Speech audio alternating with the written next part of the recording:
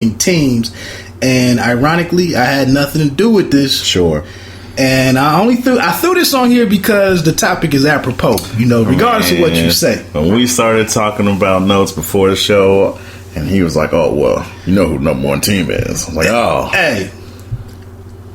They wrote it, not me. But anyway, the 1991 Skins took number one on this USA Today ranking. They were voted as the best, the top team of all Super Bowl winners. A team that has Mark Ripien at quarterback. I know that's hard to believe, but I don't even know who that is. Exactly. But hey, man, like I said, I didn't make it up. The Niners, the 84 Niners came in at second. They were 15-1. The 85 Bears, 15-1. They made it in. The 84, I messed that up, but the Niners got in there again. 78 Steelers. I get into it. What's your thoughts on it, man? I gotta let Apollo in real quick while he's coming all into our sound. Go ahead. Let our third host get in here. Four-legged host. Four-legged host. Right. Yeah. I mean, for me personally, I was fairly young for a lot of the winners on this list. I was 7 in 91. So there's I think the first team that I was really familiar with on this list was the Broncos, 98 Broncos. They were sixth? 1, 2. Correct. They are sixth on the list. 14-2. Yeah. Elway squad. I don't know if that was his second one on the back to back. That's the one he hung him up after. Back-to-back AFC champs, yeah. Well, that's the thing. A lot of people were hitting me up on Facebook talking about the 85 Bears. Hands down. I don't need to defend it. The 15-1 85 Bears. They got a 30 for 30 coming up in a couple weeks. 30 for 30, okay. But I think unless you go through and read the marks and the flaws against some of the teams, you just can't jump out there. But to your point, I think a lot of teams, I'm a few years older than you, and I think for most of my peers, the 85 Bears are kind of the team, the first team that we remember. And then they had the Super Bowl shuffle. It was really big time. I remember that video. Like, I've seen it in retrospect, Right. So, I get that. We don't have to break down the whole list because, like you said, we haven't seen quite a few of these teams. Yeah. I was happy to hear the Skins get acknowledged on that level. They were 14-2. I'm not going to mention that or make note that the Lions, I don't believe they. See. Man, but look. Real talk. These 1999 St. Louis Rams probably should have been above your team, and they're the questionable one on the list. Well, let's jump into that. That's what I wanted to get into before we moved on. Some of the recent teams that made this list early were the 13 Seahawks at number 13. As you mentioned, at number 12 was the 99 Rams. The 2004 Pats came in at like number 8. The 2003 Pats. And they 13. I think they were 14. 13. Seahawks, I thought, were 13. Anyway, 14. Transposed. But anyway, that's the kind of the modern teams that got onto this list. I would just say for you personally, what's the most dominant Super Bowl team for you? I don't know. I remember Ray Lewis and 2000 Ravens. That's kind of the best defensive unit in Super Bowl history.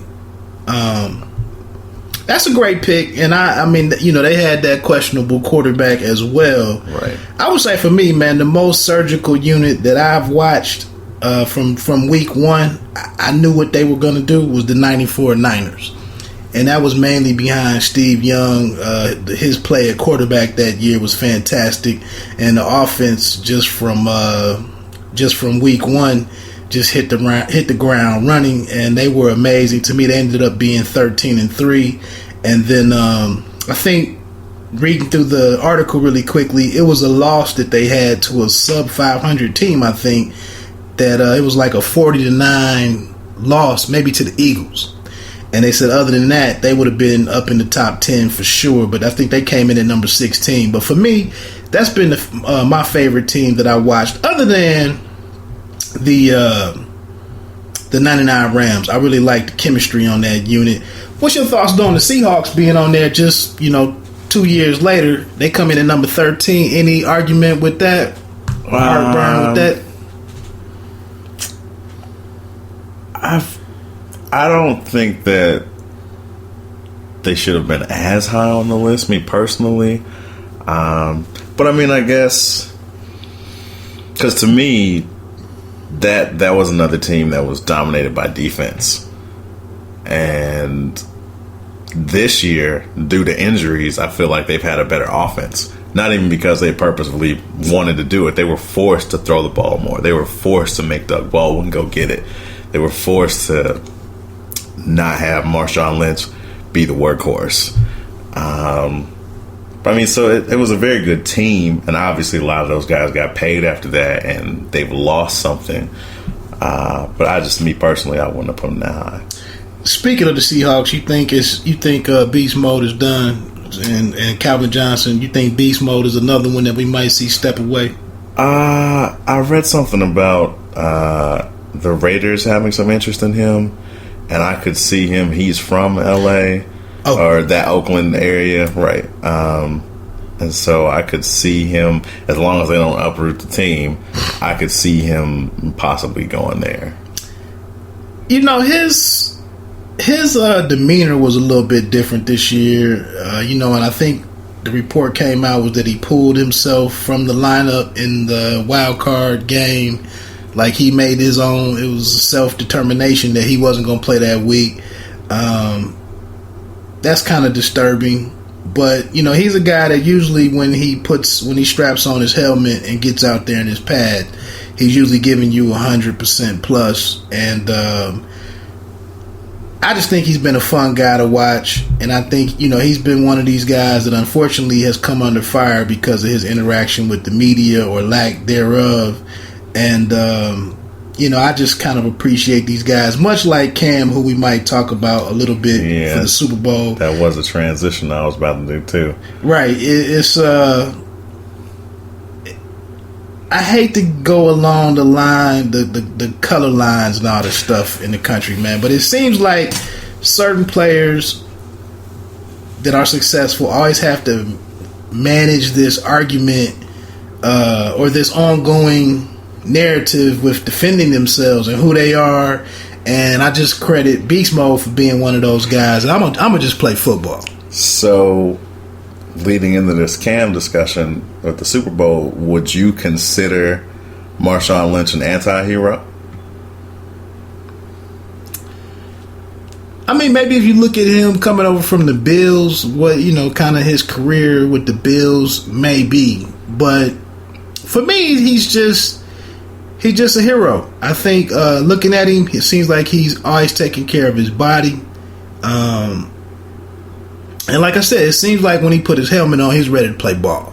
And I think, these guys that want to be liked, the Nate Burlesons that have ulterior motives, post career, that's cool. But I just think it's some guys that just want to put on a helmet and go to work. Yeah, I don't know. I think that, because we. And I won't even say we, like, the media seems to always want to pin hero, villain, right, these terms on people. And when Marshawn was doing all of his, I don't want to get fined or not talking to media. I'm just here so I don't get fined. Right, I'm just here so I don't get fined. And then, he's had some substance abuse issues. I did just think of that. And to your anti-hero point. Yeah, and so, but he's never, there have been some pieces on him, and he's never shied away from his past and his background. And I think that he's just a product of the environment, good, bad, and different. And so I don't think that it's fair to label someone who has bettered themselves, who has made themselves successful, who does things in their community, to better other children's situations, regardless of how we initially see him, regardless of how you stereotype his appearance, his talk. That's a person. At the end of the day, he's doing better, more for where he comes from than what most people do.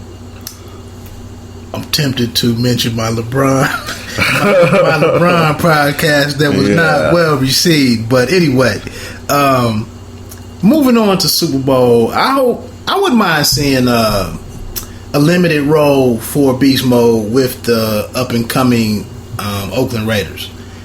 That might be it depends on what his impact in the locker room is going to be, because he might be more of an individual at this point. Yeah. And with that young group of guys, does he take away from anything just to give him 10 or 12, carries a game? I don't know if that offsets any, team chemistry, cohesive